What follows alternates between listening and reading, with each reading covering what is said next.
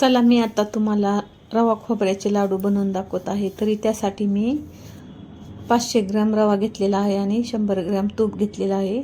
तर चला आता गॅसवरती कढई गरम करण्यासाठी ठेवूया. कढई चांगली गरम झाल्याच्या नंतर आपण जो रवा घेतलेला आहे तो त्याच्यामध्ये टाकून घेणार आहोत. आता दोन्हीही वाट्यातला म्हणजे मी पावशेर रवा घेतला होता. 500 ग्रॅम रवा घेतलेला आहे. तुम्हाला लाडू किती बनवायचे आहे त्यानुसार तुम्ही रवा घ्या.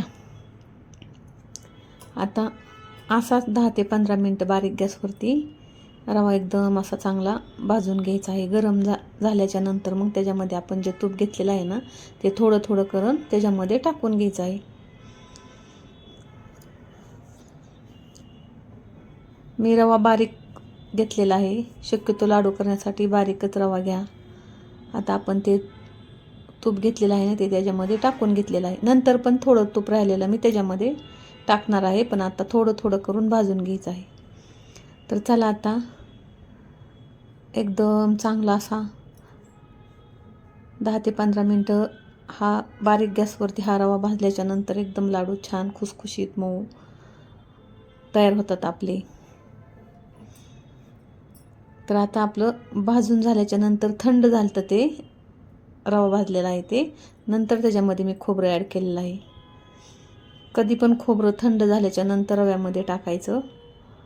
तर चला आता विलायची पावडर पण त्याच्यामध्ये टाकून घेतलेली आहे. आता पाक करण्यासाठी 500 ग्रॅम रव्यासाठी 400 ग्रॅम साखर घेतलेली आहे मी. तुम्हाला जर गोड करायचे असेल तर जेवढा रवा घेतला आहे तेवढी साखर घ्या. तर आता त्याच्यामध्ये थोडं पाणी टाकून घेतलेलं आहे. 1 कप पाणी कोमट करून पाणी टाकलेलं आहे. आणि चला पातेलं गॅसवरती पण ठेवलेलं आहे आणि गॅस फुल आहे. आता सारखं असं आपल्याला हलवत राहायचं आहे. पाकातले रवा लाडू बनवत आहे मी. तर तुम्ही पाहू शकता आता एकदम चांगला पाक उकळत आहे. 10 मिनटामध्ये पाक तयार झालेला आहे.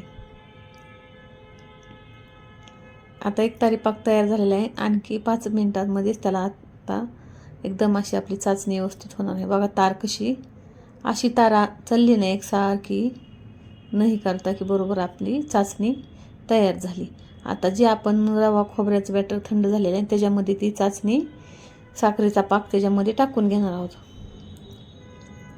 आता साखरेचा सर्व पाक त्याच्यामध्ये टाकून घ्यायचा आणि ह्याचे लाडू सर्व करून घ्यायचे. आणि गरम आहे तोपर्यंतच लाडू वळायचे.